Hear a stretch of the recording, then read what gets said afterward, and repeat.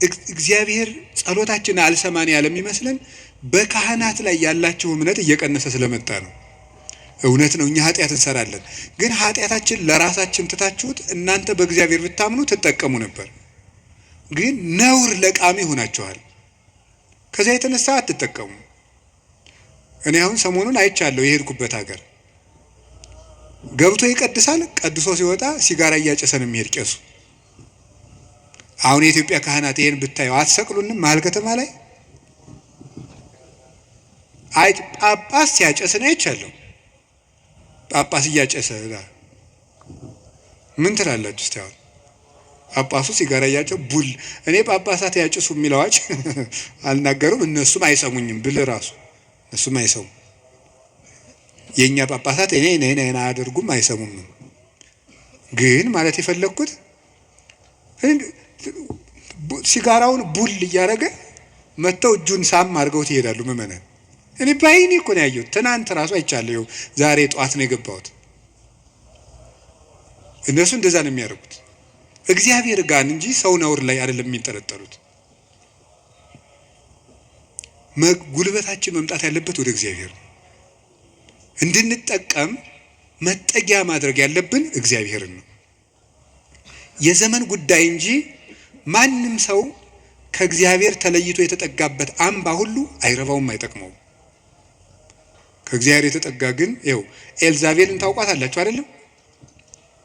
ናቡቴን እንደዚህ አድርጋ አስገድላ፣ እሷ ግን በግንብ የተሰራ ምርጥ ቤት በዘመኑ ድንጋይ ተወርሮ የማይፈነቅለው ቤት በሙሉ ሰርታ፣ ሰረገላ የማይገባበት ቤት ፈርሳ፣ በጦር የማይወጋ ቤት ሰርታ፣ ይገርማችኋል፣ ገለው አውጥተው በመስኮት ነው እንደውም ጎትተው የጣሏት።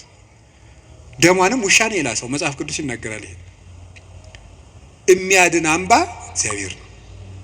የሀብት አምባም አያድንም፣ የዘመድ አምባም አያድንም፣ የጦር የሰረገላ አምባም አያድንም።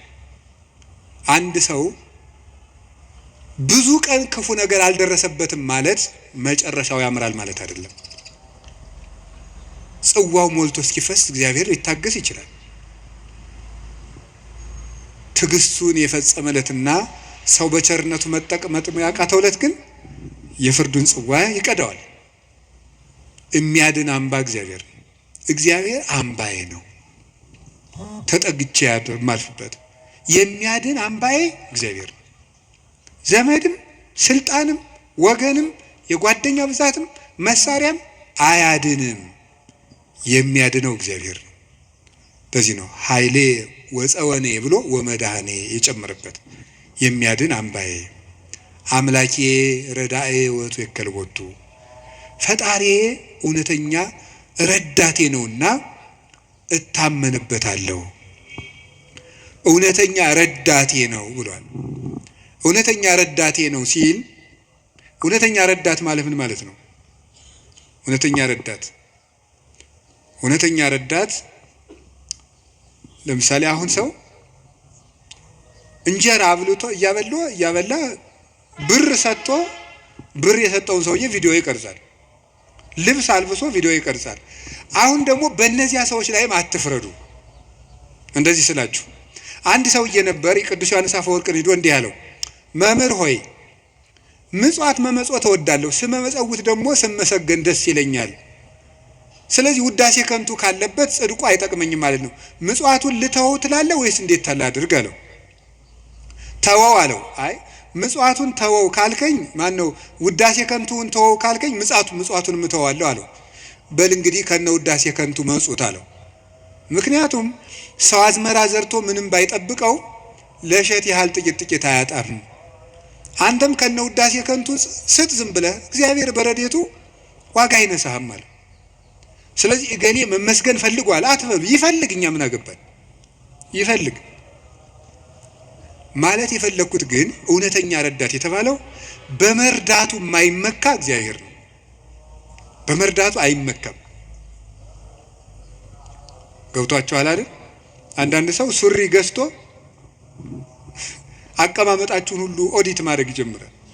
ሱሪ ከገዛላችሁ አንተ ጭቃ ላይ ለምን ትቀመጥ የሚል ሱሪቱን እያየ ነው እሱ ስለገዛ ሊል ይችላል ነው። እኔ ያላየው እንደዛ የሚያደርግ ሰው አይቻል አውቅም። እንደሱ ነው የምታደርገው የሚል ማለት ነው። በይፋ መከራ የሚያለ እውነት የሚመጻደቅ ኧረ እንረጋጋ። በማን ላይ ነው ለዚህ የበቃን? አናውቅህም፣ ውሃ ቀቅለህ የምታድር አልነበርክም የሚል ሰዋል። እንደዚህ ጠቅ የሚያደርግ በነገር መርፌ። እግዚአብሔር እንደዚያ ባሽሙር አይወጋም ሰጠው ብሎ እውነተኛ ረዳቴ ነው ያለው እሱ ነው። እግዚአብሔር ሳይሰለች ይረዳል። ሳይሰለች ይረዳል። ሁልጊዜ ነው የሚረዳው። እግዚአብሔር ምንድነው የምትሉት?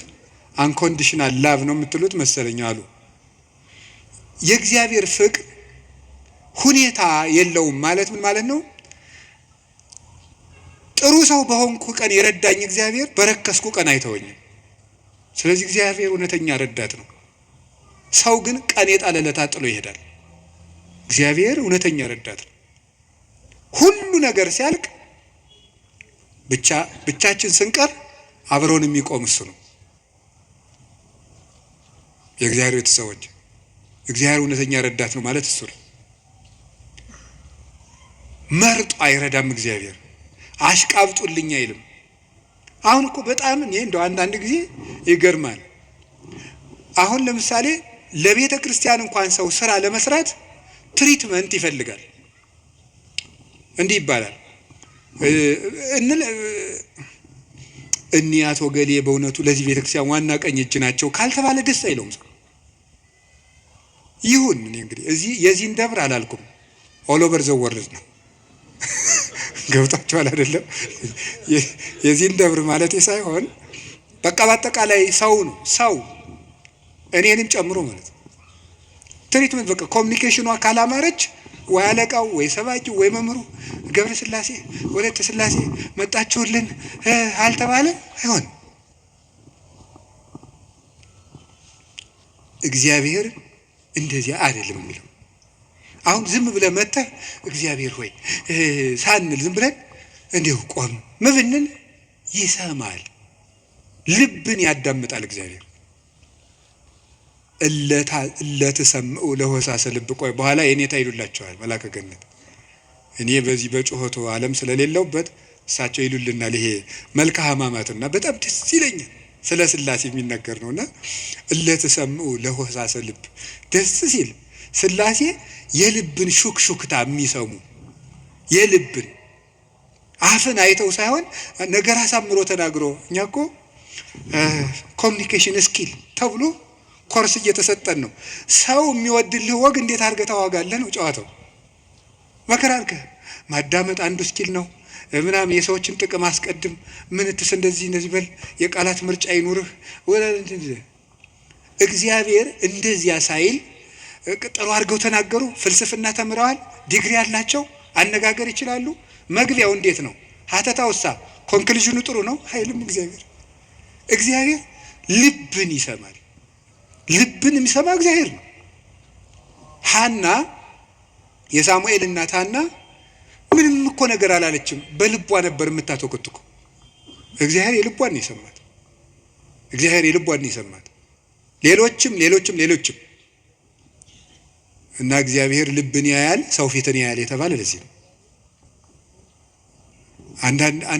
አንዳንድ ጊዜ እውነቴን ነው የምነግራችሁ፣ መታችሁ የምትሉት ከጠፋችሁ ብትችሉ ዝም ብላችሁ የአባታችሁ ቤት አይደል ቁሙ። ዝም ብላችሁ እዚህ ገብታችሁ ራሱ አንዳንድ ጊዜ ጭንቀት ይበዛና ቃላት ያጥርና ኃጢአት ይደራረብና አፍን መክፈት ያቅታል። ገብቶ ዝም ብሎ ቢቻል ማልቀስ ጥሩ ነው። እግዚአብሔር ከሺህ ቃላት አንድ ዘላላ እንባን ይወዳል። እዚህ ገብቶ ማልቀስ እና እግዚአብሔር እውነተኛ ረዳቴ ነው። ወረት የሌለው ትናንት ረድቶ ዛሬ ችል የማይል አፍ ላይ የሌለው በሌላ ፍቅር የማይወሰድ ወዳጅ የማይለውጥ ስንለወጥ የማይለወጥ አባት እግዚአብሔር ነው። ደግሞ የማይደክመው የማይሰለች ለሁሉም የሚበቃ አባት እግዚአብሔር ነው። እኔ ለምሳሌ አሁን እንዳንድ የቤተ ክርስቲያን መነኩሴ አሁን ለምሳሌ 3 ሰዎች ሊያነጋግሩ ቢፈልጉ 3 ሰዎች እንዳነጋገርኩ መሽቷል ደህና ደሩ ቤት። እግዚአብሔር ይሄን ሁሉ ሰው በአንድ ጊዜ ይሰማል። አዲያ እውነተኛ ረዳት አይደለም ነው። አንድን የቤተ ክርስቲያን አባት በጣም ትልቅ ሰው ቢሆን ሁል ጊዜ ከሌሊቱ 6 ሰዓት ብትደውሉበት አንተ ስራ የለም ስራ አትይዝም በዚህ ሰዓት ይደወላል ሊሉ አይችሉም ይላሉ። እግዚአብሔር መንፈቀ ሌሊት ብንጠራው አለ። እግዚአብሔር ሊነጋ ሲል ብንጠራው አለ። እግዚአብሔር የትም ሆነን ብንጠራው አለ። ገደል ውስጥ ብንጠራው አለ። የረከሰ ቤት ውስጥ ሆነን ብንሰራው ምንድነው ሌሊት በምንጣፌ ላይ ሳለው ነፍሴ የወደደችውን ፈለግኩት ይላል መኃልየ ሰሎሞን ላይ። እና ይሄን ምንጣፍ የሚለውን ሊቃውንት ሲተረጉሙ ይላሉ በኃጢአት አልጋ ውስጥ ተዘፍቄ ሳለው ፈጣሪዬን አሰብኩት ነው። ውድቀት ውስጥ ሆነን ብንጠራው እግዚአብሔር ይሰማል። እግዚአብሔር እውነተኛ ረዳቴ ነው ያለው ለዚህ ነው። ምእመኔ ወቀርነ ሕይወቴ የምታመንበት የሕይወቴ መመከቻ ቀንድ እግዚአብሔር ነው። ሰው በጽዋ ይክወል እግዚአብሔር እድህንም ጸሬ ፈጣሪ እግዚአብሔርን በጠራሁት ጊዜ ከጠላቶች እድናለሁ። ይህንን ይዞ ሰሎሞን የእግዚአብሔር ስም የጸና ግንብ ነው ይላል። መጠጊያ የእግዚአብሔር ስም ነው። የእግዚአብሔር ስም ሲጠራ እግዚአብሔር የሚል ስም ሲጠራ ምድርና ሰማያት ይደነግጣሉ። ኢየሱስ የሚል ስም ሲጠራ ምድርና ሰማያት ይደነግጣሉ። ፊልጵስዩስ ምዕራፍ 2 ላይ አለላችሁ ከመለስሙ ለእግዚእነ ኢየሱስ ክርስቶስ ይስግድ ኩሉ ብርክ ዘውስተ ሰማይ ወዘውስተ ምድር ወዘበታሕት ያለ ምድር። ለኢየሱስ ክርስቶስ ስም በሰማይና በምድር ከሰማይ በላይና ከምድር በታች ያለ ጉልበት ሁሉ ሊንበረከክ ይገባል። ለአንድ መነኩሴ ገዳም ሲገባ ከሚሰጠው ትምህርት አንዱ የኢየሱስ ክርስቶስን ስም መላልሰ መጥራትን አታቋርጥ ነው የሚባለው። የኢየሱስ ክርስቶስን ስም ኢየሱስ ክርስቶስ ጌታዬ ኢየሱስ ክርስቶስ ሆይ ማረኝ ብዙ ቀን እናገራለሁ። እንዲህ ኢየሱስ ክርስቶስ የሚለው ስም ዝም ብሎ የሚቀር ስም አይደለም። ዲያብሎስ የሚፈራው ኢየሱስ የሚለውን ገና ሳይጨርሰው ቅዱስ እንጦንስ ነበር የከበቡት አጋንንት የተበተኑት። በገድለ ቅዱስ እንጦንስ እንደተጻፈ ክርስቶስ ኢየሱስ አማኑኤል እግዚአብሔር ብሎ መጥራት ዝም ብሎ አይደለም። በፍቅር ጥሩት፣ ጉልበት ይሆናቸዋል። ስለዚህ ጉልበቴ ሆይ እወድሃለሁ ያለው ከዚህ የተነሳ ነው። የእግዚአብሔርን ስም በጠራሁት ጊዜ ከጠላቶች እድናለሁ። ፈሪ አትሁኑ፣ ጠንቋይ አትፍሩ። ውሸታም ነው ጠንቋይ፣ አትፍሩ። ምናልባት እደግምባችኋለሁ ምናምን ቢል ምንም አትፍሩ። አሁን ይሄ ድሮማ ምን ያደርገ ይሄ ጠንቋዩ ሁሉ ጨው በቂጣ ቅቤና በርበሬ አንድ ላይ ሆኖ በገጠር በነገራችሁ ላይ ጨው የሚባል በርበሬ ነው እና በጣም ይገርማል። እና በጨው እንጀራ በላው ካልክ ሳልት አይደለም እንትን ነው በርበሬ ነው። እና በጨውና በቅቤ ተቀብቶ ቂጣ ያንን ያዞሩና አጋንንቱ ምናምን ብለው ደጋሞ ቱቱቱቱ ብለው መንገድ ላይ በቃ እያማተበ መብላት ቄስ ተማሪ ተመስገን ይላል። በስመ አብ ወወልድ ወመንፈስ ቅዱስ ግጥም አድርጎ የሰይጣን እንጀራ የለውም። ማን አባቱ ነው ለሰይጣን እንጀራ የሰጠው? ይቅርፋታ ምድሃ ምንም የለውም ማምላክን። ሰይጣን ደግሞ የት አባቱ ነው እንጀራ ያለው? ደግሞ እሱ መቼ የቆፈረውን መቼ የፈጠረውን እንጀራ ነው። እንጀራን ለሰይጣን አትስጡ፣ ምንም ለምንም አትስጡ። አትደንግጡ። በእስራኤል ላይ ጥንቆላ በያዕቆብ ላይ ሟርት አይሰራም አይደለም ነው የእግዚአብሔር መጽሐፍ እንደዚህ ነው። የእግዚአብሔር ስም የጸና ግንብ ነው። እኔ ሁል ጊዜ እናገራለሁ፣ የካህናት ስልጣን አሰጥም እናገራለሁ። ምናልባት ድግምት የሚችል ሰው ካለ ጀግና ለዋለሁ ይድገምብኝ ብያውቃለሁ። አሁንም ይቻላል። እንደ ወንድ የሆነ ጀግና በዓለም አለ የተባለ ጠንቋይ ይድገምብኝ ብያውቃለሁ። ይኸው አሁንም የምትሰሙ ካላችሁ ድገሙብኝ። እኔ በጌታችን በመድኃኒታችን በኢየሱስ ክርስቶስ ስም ፍጹም አምናለሁ። ምግባሬ ከሰው ድሃ ልሆን ይችላል። በክርስቶስ ስም ግን ቀልድ የለም። ስሙን በስመ አብ ወወልድ ወመንፈስ ቅዱስ በጠራሁት ጊዜ ውዬ ባድር አንዳች እንደማይዞረኝ አምናለሁ። እውነቴን ልነግራችሁ። አሁን እኔ ሰው በጫማ ይደገምበታል በምናምን ይችላል። እኔ ጫማዬን ትቼው ነው የምመጣው፣ ውጭ ትቼው ነው የምገባ። መድገም ይቻላል። 4 ነጥብ። ምንም አልሆነም። እናቱ ድንግል ማርያም ለእኔ መጠጊያዬ ናት። በእናትነቷ ምንም ቢሆን ከእሷ አቅፍ እጠጋለሁ። እንደዛ ከሆነ ደግሞ ምንም ሊሆን አልችልም። ስለዚህ አባ ጊዮርጊስ የተናገረው ሁልጊዜ የምወደው ቃል አለኝ። ለመኮነ ሰማይ መድሄ ወምድርኒ ማይረጸ እመተጣበቁ ለሐሪጾቴ ምንተ እንከ ይረስዩኒ ለማ አንቲ ምስሌ። ሰማይ መጅ ምድር ወፍጮ ሆኖ አጣብቀው ቢፈጩኝ አንቺ ከኔ ጋር ከሆንሽ ምን እሆናለሁ? ኦግዝቴ ቅድስት ድንግል ማርያም ዘበብራይስጢ ማርያም፣ በብራይስጢ ማርያም የምትባይ እመቤቴ ቅድስት ድንግል ማርያም ሆይ ለመወልድኪ አፍቀረኒ መኑ ይጸልአኒ፣ ልጅሽ ከወደደኝ ማን ይጠላኛል? ፀሐይ ይሴብሐኒ ወወር ይባርከኒ ወከዋክብት ይቀድሱኒ። ልጅሽ ከወደደኝ ፀሐይ ይዘምርልኛል፣ ጨረቃም ያመሰግነኛል፣ ከዋክብት ይዘምሩልኛል። በእኔ ላይ ማንም በጠላትነት መነሳት አይችልም ይላል አባ ጊዮርጊስ። ልጅሽ ከጠላኝ ግን ማን ይወደኛል ብሏል። ሰውን ልላችሁ የፈለግኩት ፈሪ አትኑ። ጠንቋዩን ይሄ ምናምን ውሸታውን እንደዚህ የሚለውን አትስሙት። እደግምባለሁ ማንም ድሪቶ የፈለገውን ቢያይ ፈሪ አትሆኑ። በሙሉ ልቤ የማምነውን ኢየሱስ ክርስቶስን እንዲህ ይናገራለሁ፣ እውነቴንም ነው። ስለዚህ እግዚአብሔር የምዋጋበት የደህንነት ቀንድ በሬ በቀንዱ እንደሚጠበቀው እኔ በእግዚአብሔር ተጠብቄ እኖራለሁ ይላል ቅዱስ ዳዊት። እግዚአብሔር ሁላችንንም ይጠብቀን፣ ከሌሊት ከሚሰብር በቀን ከሚወርጅ ያድነን መድኃኔዓለም። ሁላችን በሰላም ወጥተን እንድንገባ ይፍቀድልን። ስለዚህ ጉልበቴ ሆይ በሉ እስኪ ምን አላችሁኝ? በሉ እንጂ። ስለዚህ ጉልበቴ ማለት ኃይሌ ማለት ነው። አሁን ትንሽ ነገር ስለዚህ ተናግሬ ትምህርቴን ለመቋጨት ልሞክር። ኃይል፣ በዚህ ዓለም ላይ ኃይል የሚባሉ ብዙ ነገሮች አሉ። የኤሌክትሪክ ኃይል አለ፣ የፊዚክስ ኃይል አለ፣ ሌላም ብዙ ኃይል አለ። እነዚያን ኃይሎች እዛው ትቻቸው ግን በዚህ ደግሞ በማህበራዊ ኃይል በሚባለው ደግሞ ጥሩ ኃይሎች አሉ። እነሱ ኃይሎች ሶሻል ፓወርስ የሚባሉት እዛ ውስጥ ምን አለ? ለምሳሌ የመጀመሪያው እና አንዱ ኃይል የሚባለው የሞራል ፓወር የሚባል አለ። ሞራል ፓወር ማለት የስነ ምግባር ኃይል ማለት ነው። የስነ ምግባር ኃይል የሚባለው ሁለት ይከፈላል። የመጀመሪያው አርአያነት ይባላል።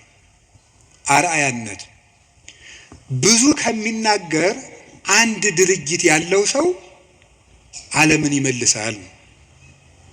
እንግዲህ በዚህ በፔዳጎጂ ትምህርት አዲስ አበባ ዩኒቨርሲቲ ያሳተመው አንድ መጽሐፍ ላይ እኔም አንብቤያለሁ። ሰዎች በመማር ማስተማር ሂደት ውስጥ መጀመሪያ የሚያስታውሱት ያዩትን ነው። መጀመሪያ ያዩትን ነው።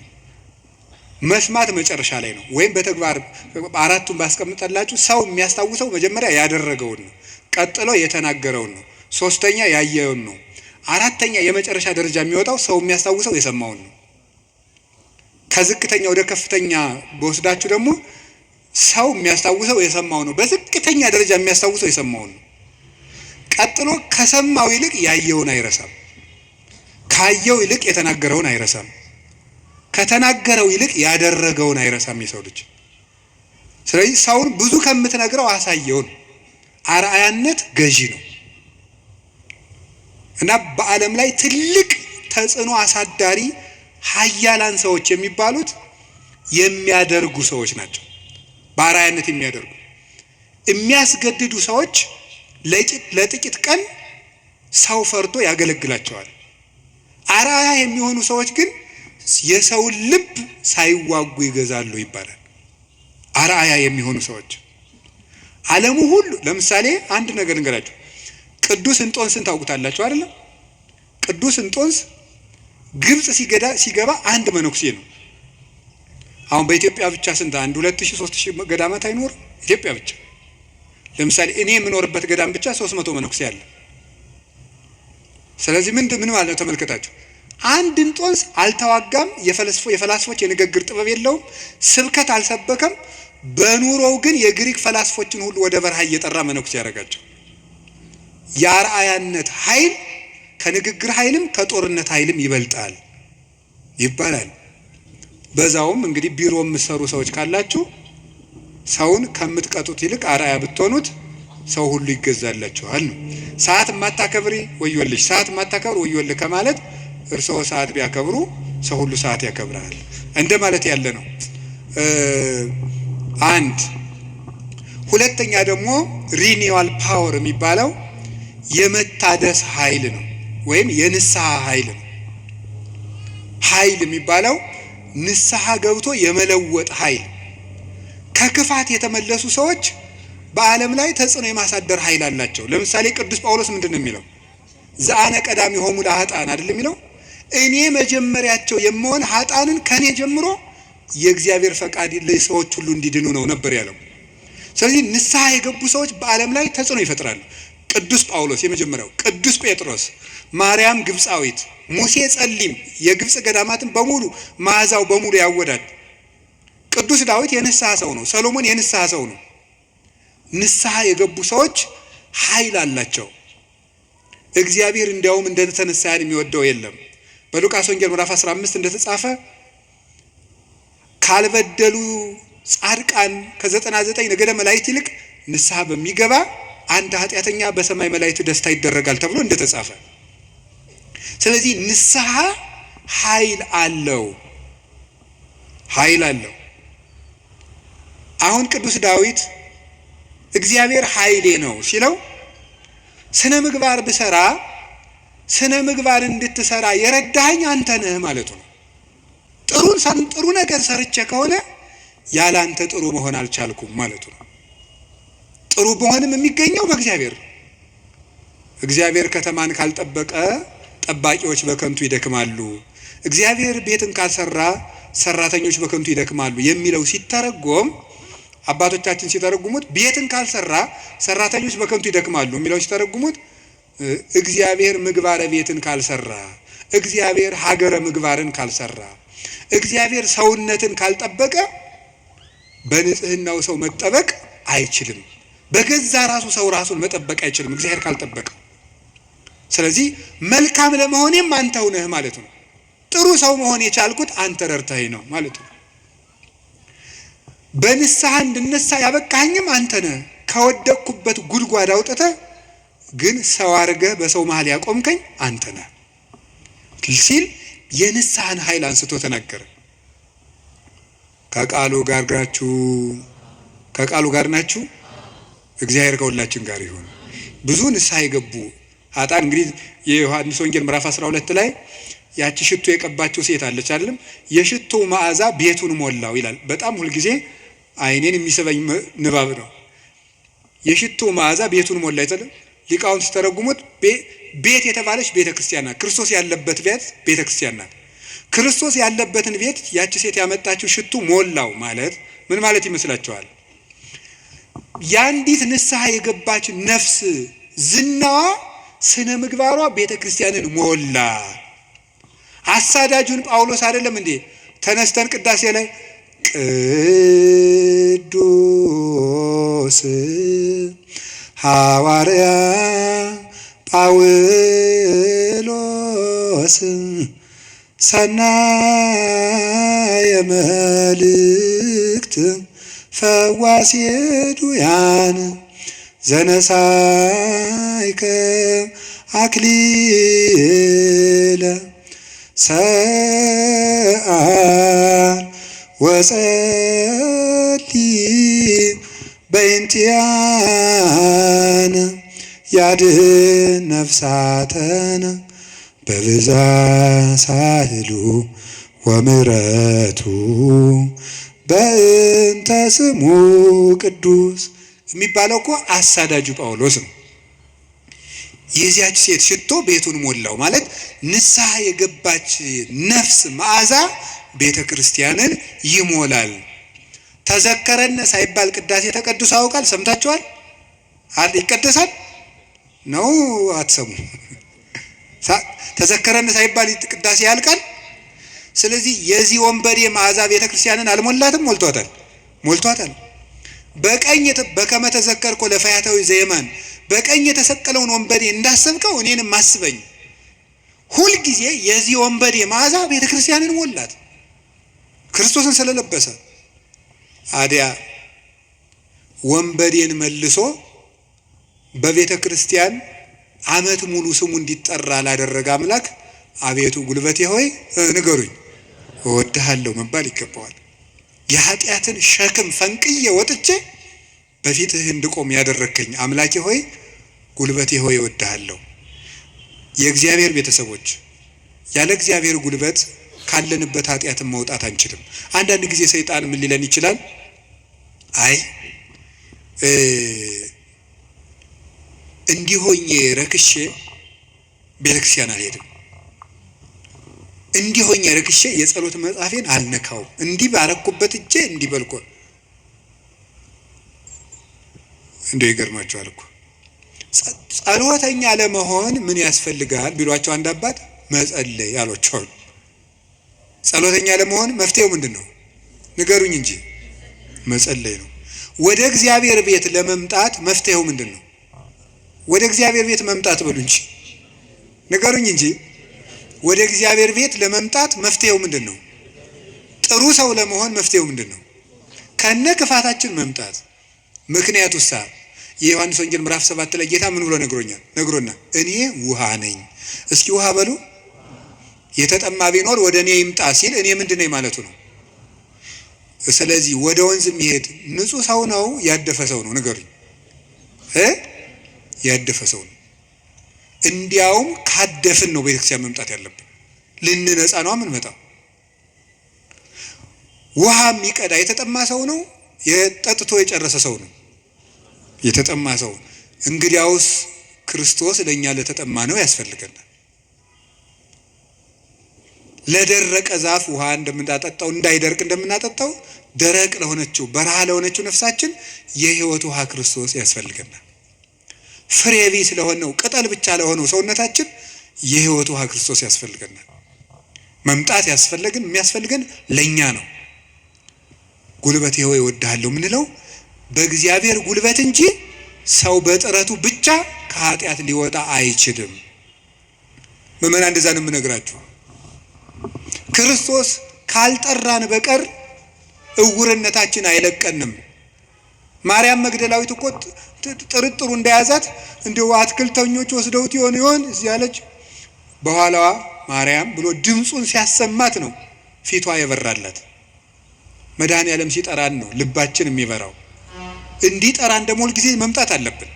እሱ ጉልበት ሲወጣን ነው የሚወጣው። ቅዱስ ጴጥሮስ ወደ ውሃው ሲሰጥም አቤቱ እንዳልሰጥም አድነኝ አለው። ጌታ እጁን ሲልክለት ምዝዝ ብሎ ወጣ። ካለንበት ጉድጓድ የምንወጣው እግዚአብሔር ጉልበት ሲሆነን ነው። ጉልበቴ ሆይ እወድሃለሁ የምንለው ከዚህ የተነሳ ነው። የእውቀት ኃይል የሚባል አለ። እስቲ የእውቀት ኃይል በሉ ንገሩኝ እንጂ። ስለዚህ ቅድስና ለሰሩት ለእነ አቡነ ገብረ መንፈስ ቅዱስ ጉልበታቸው ማን ነው? ንገሩኝ እንጂ። አቤት አቡነ ገብረ መንፈስ ቅዱስ 562 ዓመት ምግብ ሳይበሉ ኖረዋል። ውሃ ሳይጠጡ ኖረዋል። እግዚአብሔር አስችሏቸው ነው። ምንም ሳይበድሉ እንደ መልአክ ንጹህ አእምሮ ነበራቸው እሳቸው። ስለዚህ ምን ብለው ይዘምራሉ? አቤቱ ጉልበቴ ሆይ። ደግሞ እኔና እናንተን የመሰሉ ሀጣንም ደግሞ አሉ። ማርያም ግብፃዊት አለች። ኢየሩሳሌም ስትሄድ በግብፅ አመንዝራ ኢየሩሳሌም ስትሄድ ደግሞ የምታመነዝርባቸው ወንዶች ልታገኝ ነው ሄደችው። ሰዎች ኢየሩሳሌም ሊሳለሙ ሲሄዱ መርከቡ ውስጥ መሳፈሪያ ሳንቲም አልያዝኩም፣ ክፈይ አልከፍልም፣ እኔ ከፍላለሁ እንዴ ከፈለክ ከኔ ጋር ተኛ እያለች ሰውነቷን ለመርከብ ዋጋ የምትሸጥ ሰው ነበረች።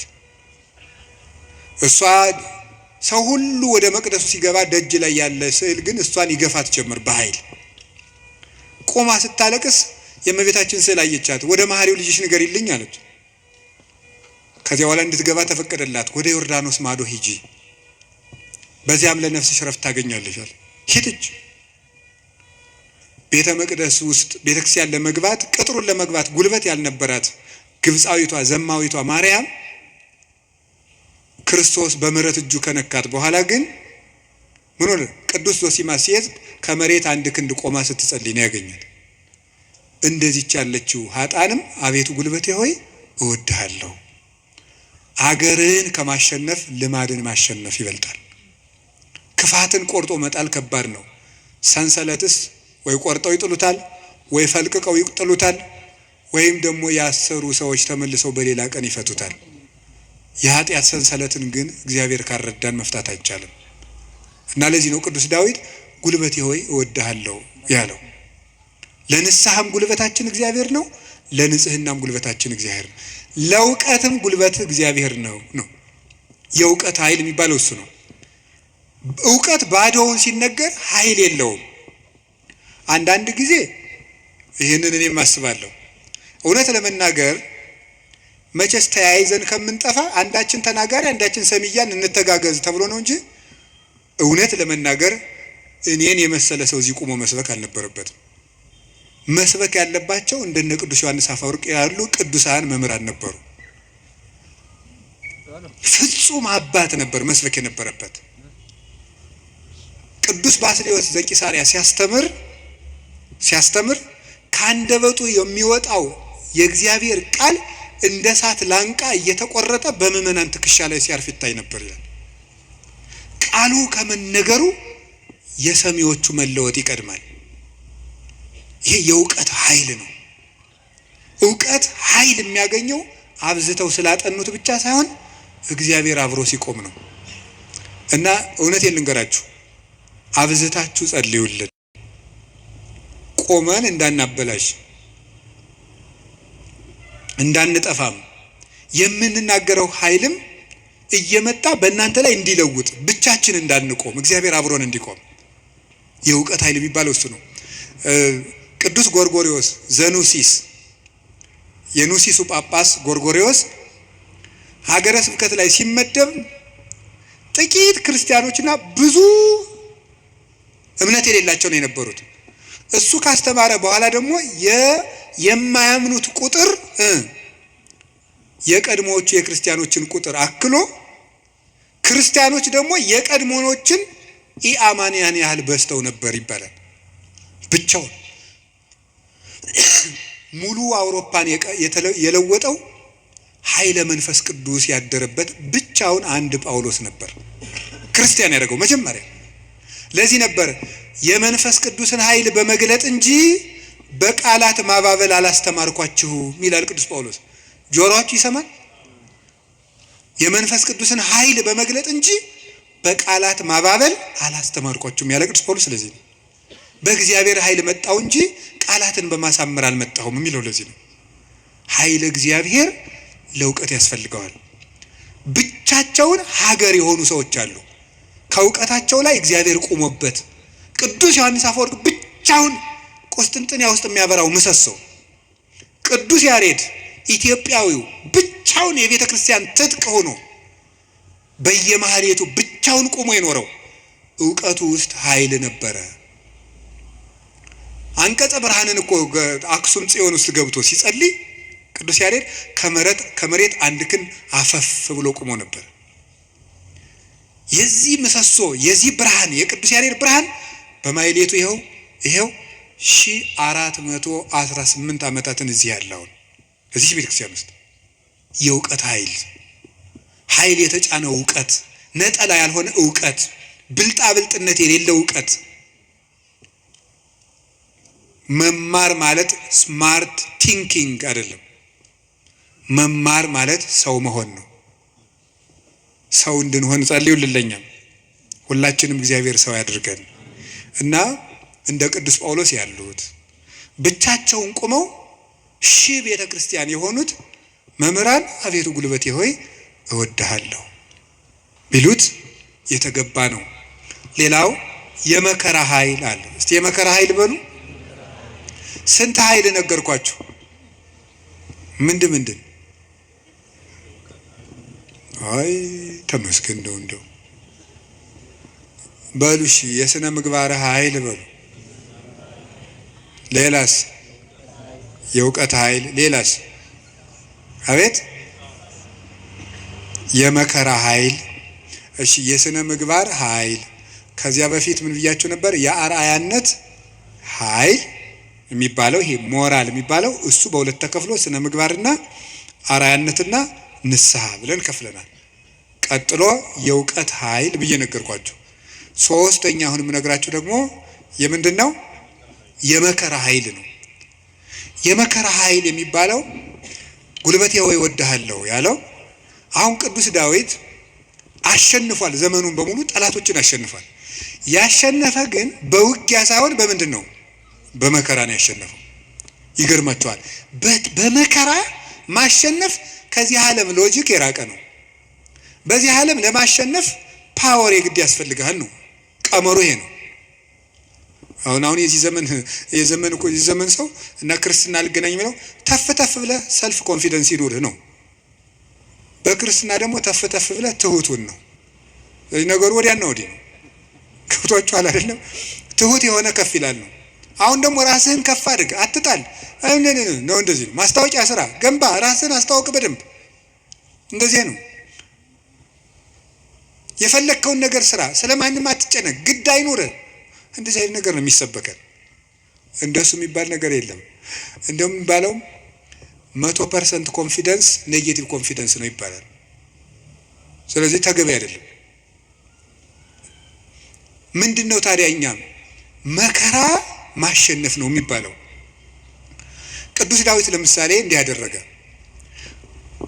ሳኦል እያሳደደው ሄደ። ቅዱስ ዳዊት ዋሻ ውስጥ ተጠጋ። ሳኦል ዳዊትን ፈልጎ ተኛ እና አበኔር ይባላል የሳኦል የጦር አበጋዝ ከሳኦል ከጨርቁ ጫፍ ቆረጥ አድርጎ ዳዊት ወስዶ አለፍ ብሎ አበኔር አንተ የውሻ ሬሳ አይመስልክ ጌታህን እንዲህ አድርገን የምትጠብቀው አለው። ተኝቶ ነበር ያም ማለት ነው። ግን የቅዱስ ዳዊት ጋሻ ጃግሬዎች አረ ዛሬ እግዚአብሔር ጠላትህን በእጅህ አሳልፎ ሰጥቶልሃል እንበለው አሉት። እናንተ እኔ ከእናንተ ጋር ምን አለኝ? እግዚአብሔር በቀባው ላይ እጄን አላነሳም አለ። እና አባቶቻችን እንዲያውም ትልቅ መከራ ሊገል የመጣ ጠላትን እጅ ላይ ጥሎ ምሮ መስደድ ነው ይላሉ። ይሄ እኮ የልብ መከራ ነው። እናንተ አሁን ታደርጉታላችሁ? አሁን እኔ ለምሳሌ ዱላ ይዤስ ያባረርኳቸው ቤታችሁ በመጣና ኋላ አጥቻችሁ እኔን ድንገት እንቅልፍ ቢጥለኝ ተነስታችሁ እንዴት ነው የምታረጉ? ምንም አታረጉም። እናንተ ክርስቲያኖች ናችሁ። ለሁሉም ግን ዳዊት ሰው የማይወጣውን ተራራ የወጣ ተራራ ነው የሚባለው። ለዚህ ነው የልብ ጉልበት ያስፈልጋል። ትዕግስተኛ ለመሆን የልብ ጉልበት ያስፈልጋል። አሁን እኮ ሰው ገለባ ነው። ፍርድ ቤት ውስጥ ባልና ሚስት ተካሶ ዓለም እየቀለጠ ያለ ትዕግስት በማጣት አይደለም? በቃላት ጦርነት አይደለም? እንዲሁ አታፍሩም ወይ? እንዲህ ብሎ ሰድቦኝ እንዲህ ብላ ሰድባ እያላችሁ እንዲሁ አታፍሩም ወይ? እውነቴን እኮ የምነግራችሁ። ጦር ይዞ የመጣውን ጠላቱን እጁ ላይ ሲያገኘው እግዚአብሔር በቀባው ላይ እጄን አላነሳም። ሌላ ቀን እኮ ደግሞ ምን አደረገው? ዳዊት ወልዴ ቃልከ ማይዜኒ፣ ዳዊት ወልዴ ቃልከ ማይዜኒ። ዳዊት ስትዘምር እኮ ደስ ይለኛል እና በገና ደርድርልኝ አለው። የዋሁ ዳዊት በገና ሊደረድር ሲሄድ ጦሩን ሳኦል ይዞ ሲወረውርበት አድነን እግዚኦን ብእሲኩይ፣ አቤቱ ከክፉ ሰው አድነኝ ሲል ጦሩ ሁዳ ከግድግዳው ላይ ተተከለች። ያንን ደግሞ መልሶ ሌላ ቀን ፈልጎ አገኙ። አሁንም ሳይገለው ጥሎት ሄደ። ሳኦል እየፈለገው ሄደ። ዳዊት ግን ይላል ለይግቡ ድኅሬሆሙ ጸላእቴ፣ ጠላቶቼ ወደ ኋላቸው ይመለሱ ይላል። ሳኦል መንገድ ጠፍቶት ተመለሰ። ደክሞ ማሸነፍ የእግዚአብሔራዊነት ነው። ከዛ ምን አደረገ? ጎልያድ በመጣ ጊዜ ዳዊት በሰይፍ ነው ያሸነፈ በጠጠር? እስኪ ንገሩኝ። ስለዚህ የዳዊት ጉልበት ሰይፍ ወይስ እግዚአብሔር? ንገሩኝ እንጂ። ጠጠሯ ናት ያሸነፈች ወይስ የእግዚአብሔር ስም? የእግዚአብሔር ስም ከተጫናት ጠጠርም ኃይል አላት። እግዚአብሔር ከሌለው ግን ሰይፍም ያስገድላል። ጎልያድ ሰይፍ ይዞ ሄደ፣ ዳዊት እግዚአብሔርን ይዞ ሄደ። ከዚያ በኋላ ስም ወረገመኒ በአማልክት ይሁርኩሳን፣ በረገሙ ጣዖቶቹ ረገመኝ። ዋንሰ ሳይኩ ሰለስተ አይባነ ሙስተ ፈለግ፣ እኔ 3 ድንጋዮችን ከባህር አነሳው። ወጸፍክ ወዲህ በፍጽሙ፣ ግንባሩን አልኩት። አሚሃ ወድቀ በኃይል እግዚአብሔር፣ በእግዚአብሔር ኃይል ያን ጊዜ ወደቀ። ወነሳይኩ ዘምላይሌው ሰይፈ ከሱ ሰይፍን ወሰድኩ ወመተርኩ ርሶ ለጎልያድ የጎልያድን አንገትም ቆረጥኩት አለ። በራሱ ሰይፍ እንዲወድቅ ያደረገው ጉልበቴ ሆይ እስኪ በሉ ሁላችሁም ንገሩ እንጂ። አዎ ይሄን የሚያደርገው የእግዚአብሔር ስም ነው። ቅዱስ ዳዊት አንተ ብላቴና ጨንገር ይዘህ የምትመጣ እኔ ውሻ ነኝ ነበር ያለ ጎልያድ። እና እንግዲህ ስጋህን ለሰማይ አዕዋፍ ለምድር አራዊት ቆራርጬ ሰጠዋለሁ አለው። አዎ አንተ ከውሻም ታንሳለህ። ውሻ ጌታውን ያውቃል፣ አንተ ግን ፈጣሪን አታውቅም። አንተ በሰይፍ ትመጣለህ፣ እኔ ግን አንተ በምትገዳደረው በእስራኤል አምላክ ስም እመጣለሁ አለው። የእግዚአብሔርን ስም ይዞ ሄደና ያንን 6 ክንድ እስራኤልን ያስጨነቀ ሰው ገረሰሰው። ስለዚህ ጉልበቱ እግዚአብሔር ነው። ጉልበቴ ሆይ እወድሃለሁ አለው። ከገዛ ቤተ መንግስቱ አኪጦፌል የሚባል መካሪ ተነስቶ አቤሴሎምን የገዛ ልጁን አስነስቶ ምንድን ያደረገ? ዳዊትን ሲያዋርደው የዳዊትን ሚስቶች በሙሉ እስራኤል በተሰበሰቡበት ድንኳን አስጥሎ አገር እያየ የአባትህን ሚስቶች ድፈራቸው ብሎ ገብቶ የአባቱን ሚስቶች እንዲደፈር በመጽሐፍ ቅዱስ የተጻፈ ነው አድርጎ አኪጦፌል የሚባል ሰው አዋረደው። ዳዊትን ሄደ፣ ተሳድ ወጥቶ ሄደ ከቤተ መንግስቱ። ዳዊት ኃያል እኮ ነው። ስሙ ሲጠራ እኮ ሽም ይደነግጥለት ነው። ኃያላን የጦር መሪዎች አሉት። ግን ምንድነው ያደረገ? እግዚኦ ሚበዙ ለይሳቅዩን ብዙሃን ቆሙ ላይ ሊ ብዙሃን ይቤልዋ ለነፍሴ እያድህነኪ አምላክኪ አንተስ እግዚኦ ምስካየ አንተ። አቤቱ የሚያስጨንቁኝ ምንኛ በዙ፣ ብዙዎች በእኔ ላይ በጠላትነት ቆመዋል። ሰውነቴንም የሚያድንሽ የለም ይሏታል። አቤቱ አንተ ግን መጠጊያዬ ነህ፣ ከራሴ ላይ በላይ ያለ ዘውድም አንተ ነህ እያለ በልቡ ተንበልብሎ ካሸዋ ላይ ወድቆ ያለቅስ ነበር። የዚያ ጊዜ አኪጦፌል ይገርማችኋል አገሩ ገብቶ ዳዊት ከተመለሰ አይምረኝም ብሎ በገዛ እጁ ታንቆ ሞተ። ዳዊት አኪጦፌል እንዲህ ብሎ ሲመክር ማዶ ላይ ደግሞ በመጽሐፈ ሳሙኤል እንደተጻፈው ማዶ ሄዶ ዮርዳኖስን ሸገር ብሎ በቀትር እግዚኦ እልዋ ለምክረ አኪጦፌል፣ አቤቱ ጌታዬ የአኪጦፌልን ምክር አፍርስበት ይላል። በዳዊት ሞት እየተመከረ ዳዊት ምን ያደርጋል? አቤቱ የአኪጦፌልን ምክር አፍርስበት ይላል። የመከረበትን ሰውዬ ሄዶ እንዳያስረው ተሰዷል። ጉልበት የለውም ዳዊት፣ ሰራዊት አልቆበታል። ስለዚህ ምን አደረገ? አንድ ጉልበት አለው፣ እግዚአብሔር ነው። የአኪጦፌልን ምክር አፍርስበት አለው። አኪጦፌል ምን አደረገ? መላ አእላፈ እስራኤል ሰብስብ፣ የዳዊትን ሚስቶች በአደባባይ አስነውራቸው። የዚያን ጊዜ ዳዊት እንደተዋረደ ቀን እንደጣለው የእስራኤል ሰዎች ያውቃሉ። ያን ጊዜ ዳዊትን ተከትለን ሄደን እንግደለዋል፣ የአባትህን አንገትም ቆርጬ አመጣልሃለሁ ብሎ መከረ። እንዲህ ብሎ ሲመክር ዳዊት ምን አለ?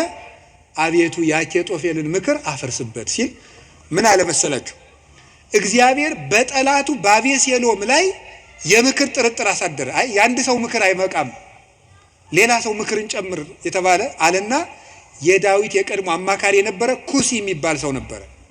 ሽማግሌውን ኩሲንም እስኪን ጠይቀው አለው። ኩሲ እንደምን አለ? ደህና ነኝ። ምን ነው ቀድሞ ስታማክረው የነበረው ዳዊት ሲሰደድ እዚህ ቀረ? እኔ ምን ጊዜ የማማክር እግዚአብሔር የቀባውን አለው። ውስጡ ቅኔ ነው። ቅኔው ምንድን ነው? አሁንም እኮ የማን አማካሪ ነኝ እያለው ነው። አንተንማ እግዚአብሔር አልቀባህም እያለው ነው። አሁንም የእሱ ነኝ እያለው ነው። ለእሱ ግን የመሰለው ምን እያለው ነው? አንተን ከሾመ ያንተ አማካሪ ሆናለሁ እያለው መስሎታል። እዛ ምን አደረገው? አኪጦፌል ምን ብሎ መከረ? አኪጦፌል እንዲህ ብሎ መክሯል። አንተ ምን ትላለህ? አኪጦፌል ቶሎ ብለን ዳዊትን እንግደለው አለ። አንተሳ ምን ትላለህ አለው። ዳዊት ምን እያለ ነው? አቤቱ የአኪጦፌልን ምክር ተናገሩ እንጂ አፍርስበት በሉ እንጂ እያለ ያለቅሳል። ኩሲ መጣና ምን አደረገ? አይ እቺ ምክር አንዲት ናት፣ አንድ ምክርማ አይረባም፣ ከገሌ ምክር የገሌ ምክር ይሻላል ተብሎ የቤተ መንግስት ምክር የአንዱ ምክር ተመርጦ ነው እንጂ የአንድ ሰው ምክርማ አይረባም። ስለዚህ ምክር ይመከር፣ ቆይ ውለን እንደር። አባትህ ዳዊትን ታውቀዋለህ፣ ኃያል ነው። እነ አበጋዞቹ እነ ኢዮአብም ኃያላን ናቸው። አሁን ሂደን ይፍጀን እንዴ? ነገር ግን መላው አእላፈ እስራኤል ገና ይሰብሰቡ፣ ምክርም አበርክተን እንምከር። ከዚያ በኋላ ህዝቡን ከሰበሰብን በኋላ ዳዊትን ከተራራ ላይ ያገኘነው እንደሆነ አውርደን ከውሃው እንመጠብጠዋለን፣ ሜዳ ላይ ያገኘነው እንደሆነ እንደ በረዶ እንወርድበታለን። ይሄ ነው እንጂ አሁንም ሄደን እንፈጅ ብለህ ነው አለው። እሺ እንግዲያስ ያንተ ምክር ይሻላል አለው። በጎን ምን አደረገ? ኩሲ ዳዊትን በዚህ ባጠገብ አትደር፣ ዮርዳኖስን ተሻገር፣ ሊገልህ ሊመጣ ነው አለ። ዳዊት ይህን ሰምቶ ተሻግሮ ሄደ። ከዚህ በኋላ ምን አደረገ? ተሻግሮ ከሄደም በኋላ አቤሴሎም እሱ አባቱን ተከትሎ ሊገል በሰረገላ ሆኖ በጫካው ውስጥ እያሰገረ ፈረስ ሲሄድ ጸጉሩን አሳድጎ ስለነበረ ጸጉሩ ከዛፍ ላይ ተንጠለጠለና ሞተ። ዳዊት ግን ፈረስ ላይ አልወጣ፣ ምክር አላማከረ።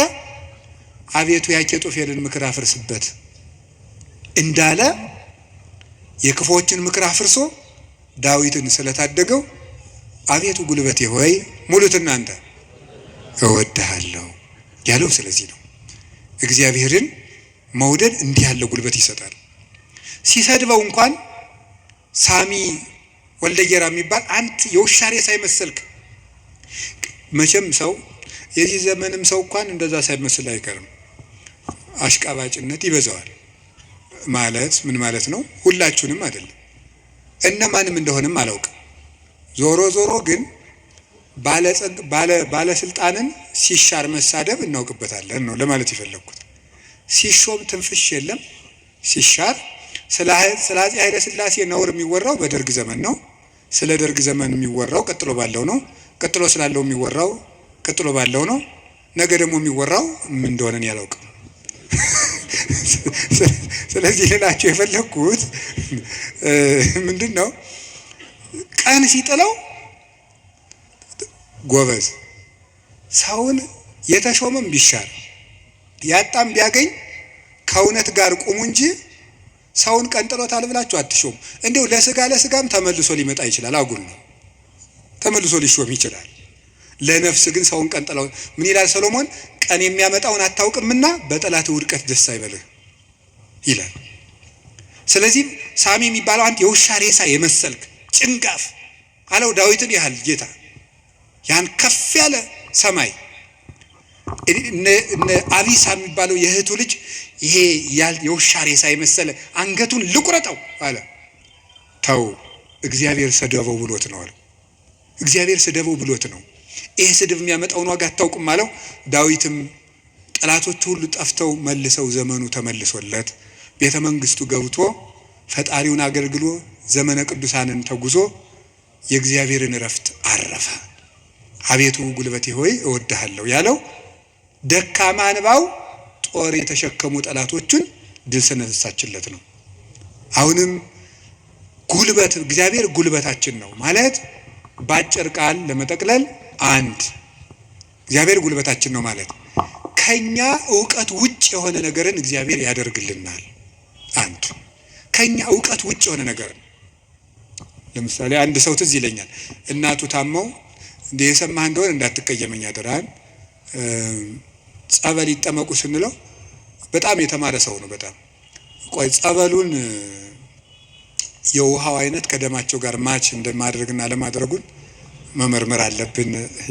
ትንሽ ፈገግ ያሰኛል እና ይሄ ፈጽሞ አሁን አንዳንድም የከተማ እናቶች ሊቃጣቸው ጀምሮ ነበር አሉት። ክርስትና ሲያስነሱ ውሃ በፌርሙዝ አሙቀው አምጥተው በዚህ አጥመቁልኝ።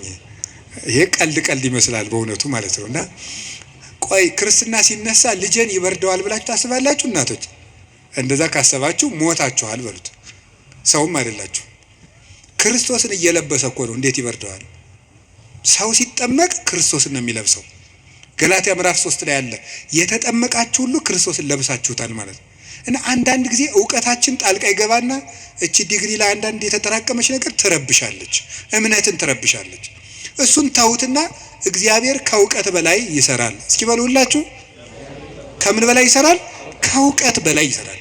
ከኛ አቅም በላይ ያሉ በእግዚአብሔር ይከናወናል። አቤቱ ጉልበቴ እወድሃለሁ የተባለው እሱ ነው። አንደኛ መጠጊያ ማለት ነው። ሁለተኛ እግዚአብሔር ከኔ አቅም በላይ የሆነውን ከተፈጥሮ ሕግ በላይ የሆነውን ነገር እሱ ይፈጽመዋል። ሶስተኛ ደግሞ የማረባ ሰው በሆንም እንኳን እግዚአብሔር እጁ ከያዘኝ ግን ትልቅ ሰው እሆናለሁ ማለት ነው። እግዚአብሔር ጉልበት ሲሆነው ውሃ ይገባና ምን ይሆናል? ጸበል። አፈር ይገባና ምን ይሆናል? እምነት። እግዚአብሔር ጉልበት ሲሰጣት የ15 ዓመት ልጅ ማንን መሸከም ትችላለች? ድንግል ማርያም እግዚአብሔርን ተሸከመችው። እግዚአብሔር ጉልበት ነው። እሱ ጉልበት ባይሆናን እሳትን ማን ይታቀፋል? ማንም። እግዚአብሔር ጉልበት ሲሆን እሱን እንኳን እንችለዋለን። ስለዚህ የእግዚአብሔር ቤተሰቦች በእግዚአብሔር በርቱ፣ እግዚአብሔርን ጉልበት አድርጉት። ሁላችንም በእግዚአብሔር እንመካ። ሁልጊዜ ጸልዩ። አንድ ነገር ብቻ ልናገር። ወደ እግዚአብሔር ለመሄድ ከየት ልጀምር ካላችሁኝ ጸልዩ። መንፈሳዊ ሕይወት ከየት ዛሬ ምናልባት ዛሬ ብቻ ቃለ እግዚአብሔር የምትሰሙ ሰዎችም ትኖራላችሁ። ዛሬ ድንገት መጥቶ ማያውቅም ሊኖር ይችላል። መንፈሳዊ ሕይወት ከየት እንደምጀምር ግራ ገብቶኛል ካላችሁ መንፈሳዊ ሕይወት መጽሐፍ ቅዱስ ሂድና አጥኑ ወይም እንደዚህ አድርጉ ወይም እንደዚህ አይደለም። መንፈሳዊ ሕይወት መጀመሪያ ከጸሎት ጀምሩ። በቃ ሌላ መጀመሪያ አባታችን ሆይ በቃ እሱም በሉ። ከዛ ቤተ ክርስቲያን ውስጥ ተሳተፉ፣ አስቀድሱ። ከዚያ በኋላ መጽሐፍ ቅዱስን በደንብ ተማሩ። እነዚህ ሶስቱ ሁልጊዜ የቤት ስራ እሰጣችኋለሁ፣ እኔም እናንተም ታደርጉታላችሁ። አሁን ዛሬ መልሼ ልሰጣችሁ ነው። ከዚህ በኋላ በሄድኩበት ሁሉ እናገራለሁ። ሰው ቢሰለችም ባይሰለችም እንደ ከርቤ እስከምትመር ድረስ ተናገር ብሏል አንድ የቤተ ክርስቲያን አባት። እሺ አንደኛው በቀን እንድታደርጉት ሁልጊዜ ነው የምነግራችሁ። እዚህ መድረክም ተናግሬያለሁ። አንደኛው በቀን አንድ ምዕራፍ መጽሐፍ ቅዱስ አንብቡ። ሁለተኛው በቀን ቤተ ክርስቲያን ሳትገቡ አትዋሉ። እንደውም ከዛሬ በኋላ በሰበኩበት ሁሉ ለመናገር ነው ቃል የምገባው እግዚአብሔር ቢረዳኝ። እነዚህን 5 ነገሮች ሰው እስኪያደርጋቸው ድረስ ከቻልኩ እስከምሞት እናገራለሁ። እናንተም በጸሎት ካሰባችሁኝ እና ካስጨረሰኝ። ስለዚህ የመጀመሪያው አንድ ምዕራፍ መጽሐፍ ቅዱስ በቀን አንብቡ። ሁለተኛው ቤተ ክርስቲያን ሳትገቡ አትዋሉ። በቀን መግባት የማያስችል ተፈጥሯዊ ግዳጅ ከገጠማችሁ ደጅ ላይ ቆማችሁ ሄዱ። ሶስተኛው በሳምንት አንድ ቀን ቢያንስ አስቀድሱ። ውስጥ ገብታችሁ በሳምንት አንድ ቀን ቢያንስ ማለት ነው። አራተኛው ንስሐ ግቡ። ንስሐ እንዲያውም ምንድነው የምትባለው? ሌላኛይቱ ከእግዚአብሔር የተሰጠችን ልደት ናት ነው የሚባለው። አንድ ልደት ከእናት አባት ተወልደናል። ሌላ ልደት ደግሞ በጥምቀት እንደገና እሷ ስትደበዝዝ ደግሞ እግዚአብሔር በንስሐ ልደትን ሰጠ። አዳም ከሔዋን እሱን የመሰለ ልጅ እንደወለደ ይላል አረጋዊ መንፈሳዊ የተባለ ሊቅ። አዳም ሔዋን ከምትባል ሚስቱ እሱን የመሰለ ልጅ እንደወለደ ክርስቶስ ከንስሐ ማህፀን እሱን የመሰሉ ልጆችን ይወልዳል ይላል። ደስ አይላችሁም? አዎ። እዚያ ንስሐ ማህፀን ውስጥ ገብተን እንደገና ክርስቶስን የመምሰል አባታችን እግዚአብሔርን የመምሰል እድል አለን። እሱ የመንፈስ ቅዱስ ጉልበት ስለሆነ ነው አቤቱ ጉልበቴ ሆይ እወድሃለሁ እንድንል የፈለግኩት። ንስሐ ግቡ። የመጨረሻው ጸልዩ። ሳትጸልዩ አትብሉ። ሳትጸልዩ እቤት አትውጡ። ብትችሉ ስግደት ስገዱ። ጥቂት ስገዱ። ትንሽ ከቻላችሁ 41 ካቃታችሁ 21 ካቃታችሁ 7 ካልሆነም 3። ይኸውላችሁ እኛ ለእግዚአብሔር ስንሰግድ ሰይጣን ከኛ እግር ይወድቃል። ሰው ለእግዚአብሔር ሲንበረከክ የሚያንበረከኩት ከሱ ስር ይንበረከካሉ። ዳዊት ለእግዚአብሔር ይንበረከካል፣ እግዚአብሔር የዳዊትን ጠላቶች ለዳዊት ያንበረከካል። ቀመሩ ይሄ ነው። እኛ ለእግዚአብሔር እንንበረከክ፣ የሚያንበረከኩንን አጋንንት ደግሞ እግዚአብሔር ያንበረከካቸዋል። ሰው ለእግዚአብሔር ሲንበረከክ ትልቅ ነገር ነው። ስለዚህ ጥቂት ስግደት በቀን ስገዱ። ጸልዩ። ጸሎት አታቋርጡ። ለጸሎታችሁ ደግሞ ቀመር አታብጁለት። ማለት ምን ማለት ነው? ዛሬ ንጹህ ነኝ ልጸልይ፣ ዛሬ ረክሻለሁ አልጸልይም። በቃ ሁልጊዜ ዝም ብላችሁ ጸልዩ። ሁልጊዜ ጸልዩ። ይህን ያደረግን እንደሆነ እግዚአብሔር ጉልበት ይሆነናል ልላችሁ ፈልጌ ነው። መድኃኔዓለም ለሁላችንም ጉልበት ይሆነን። የትንሣኤውን ብርሃን ለሀገራችን ያብራልን። የጨለመብንን ነገር ሁሉ በትንሣኤው ብርሃን ያርቅልን።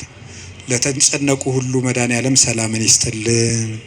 አቤቱ ጉልበቴ ሆይ እወድሃለሁ። ወስብሐት ለእግዚአብሔር።